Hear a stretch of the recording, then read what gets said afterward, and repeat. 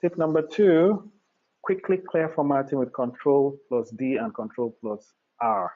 All right, so when you have, sometimes I type some few things in Excel, and I really don't want to see, that thing repeated many times. So for example, I just want to delete this. I've come here, I've formatted it, I've put yellow formatting, all sorts of formatting on this cell. And all I want to do is clear it. So sometimes what I see people do is you come here and you start reversing the format. Or at best, you probably click on this and then you paintbrush. Maybe you click on the paintbrush and then you now paintbrush over this to clear it, or you press delete.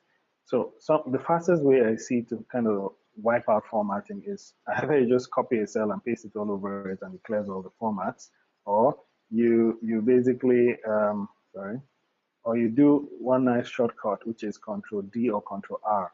What does Control D do? Control D just copies what you have on the top. Let's assume you have something here. I've typed something here. If I want to copy this down, I just do Control D. It copies it down. So if I want to wipe this format out, then obviously there's no format to the left. I can just do Control R and just clears it off. So that's the shortcut, Control D and Control R. Now Control D and R also works this way. For example, if I have 2 times maybe, let me just say 2 times the row we're in, yeah?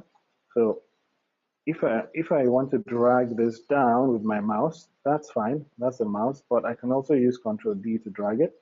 I can just highlight like this and do Control D. Control D takes it down, just takes the formula down. You can highlight to the right and also do Control R, takes it to the right as well. So that's shortcuts, Control D, Control R. You could use it to either wipe out your format. For example, I'm here, I can just highlight from the blank, just Control D, and everything wipes out. So that's the shortcut. Thanks for watching another training video from dbrownconsulting. See you in the next video.